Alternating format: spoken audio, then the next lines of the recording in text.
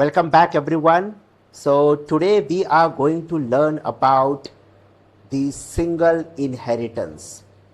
In the previous video we just got an introduction for the inheritance. In this video we are going to learn about the single inheritance, that is translating object-oriented theory into working code. Okay, so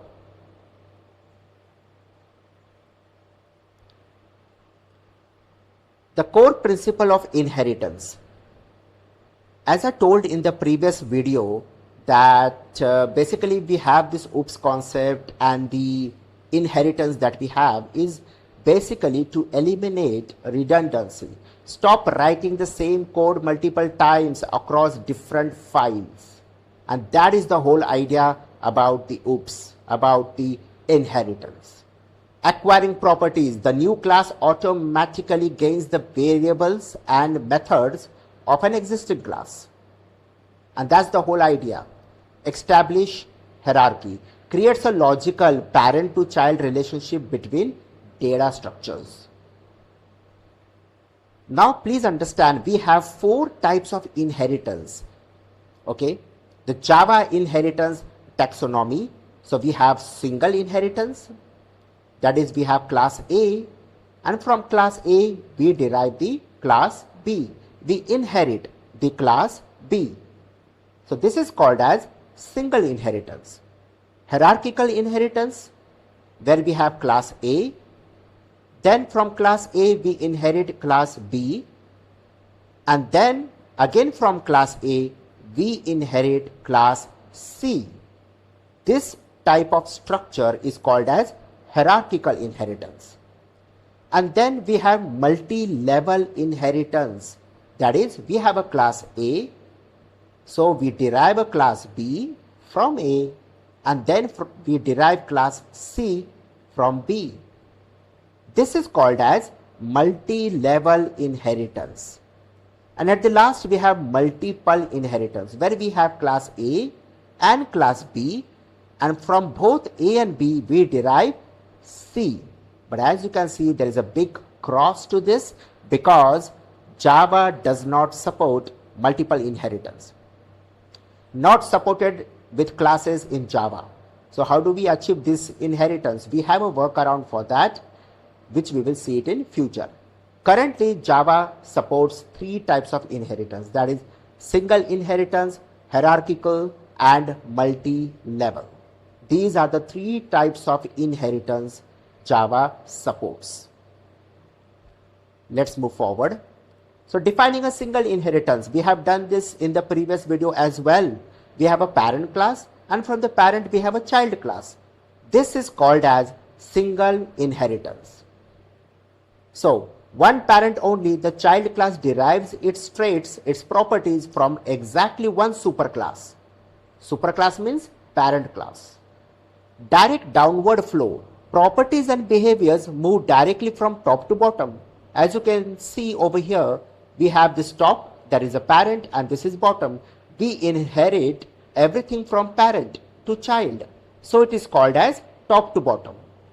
And we have total access. The child gains immediate access to the parent's accessible variables and methods as if they were its own. So whatever we have inside the parent, that is default and public, everything comes inside the child class. It is not visible, but it is there. Okay. So real life architecture, person to student. So we are going to have a blueprint, that is person. As you can see the person over here, we have taken only one property, that is name. A person can have many other properties like age, gender, unique ID, and so on. But for this example, I have just taken one property, that is name. And there is one behavior, that is display. Display is simply going to display this name. That's it. So we are going to have a child blueprint, that is student. Student will be inherited from person. So what is going to happen over here? Name and display comes directly inside the child. But the child can have his own unique property like marks. That is student. Student is going to have some marks. Also, it can have some of its own behavior, right? But whatever the parent has, it comes inside the child. This is very important to understand. Let's move forward.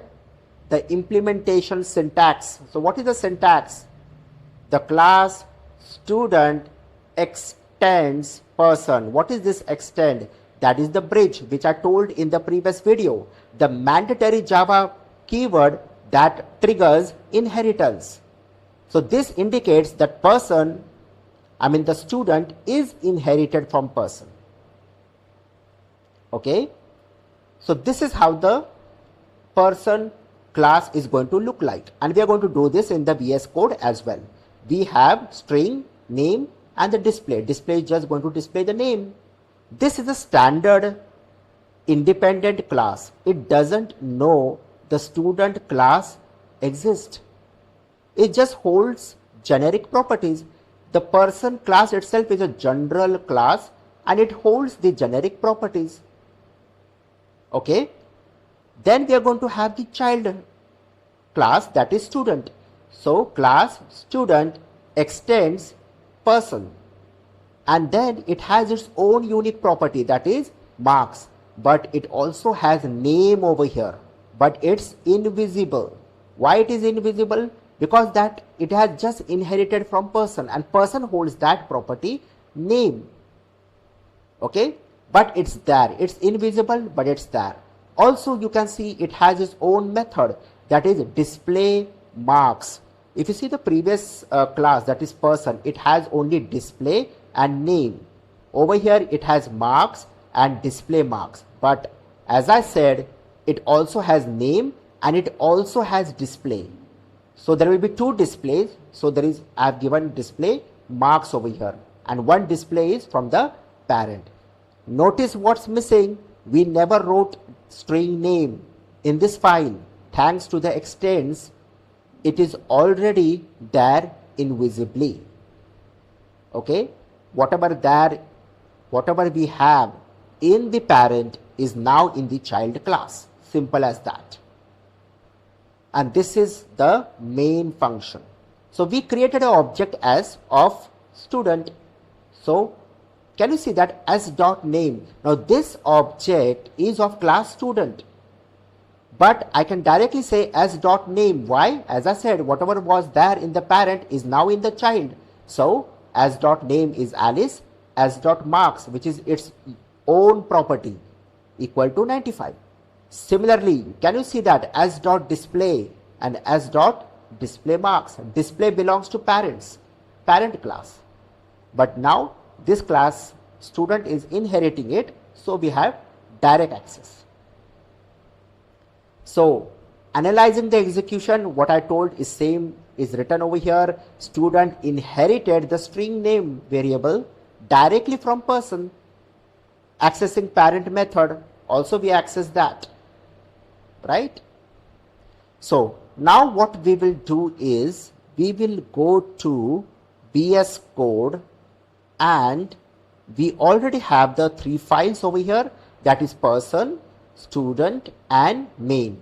So let me just type class person, and let me just close this, come inside this, and can you see that Copilot is already giving me the code, but I do not want that private over here right now because private won't be directly accessible. So I will simply say string name, that's it.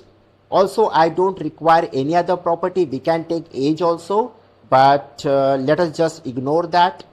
Okay, I'll go over here and I will say void display, and there the code is ready in front of us. So we have the person. Let me save this.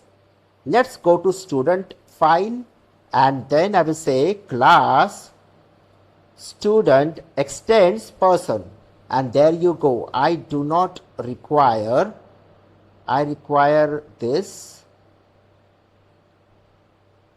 that is I don't require roll number, I require only marks. Well, that's the example that we have taken, so I'm just going to keep it the same, and over here it will be marks. That's it. Right now this display, that is super dot display, we really don't require this. Okay, this is something we are going to take in the future. Let's ignore that completely. Let me just delete that. Okay, so here we go. Now this is the exact same program. I'm going to just make this as marks. Change this message as well, and that was marks.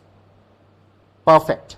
So everything is ready. Let me just save this, and then let me go to main.java. I will say class main,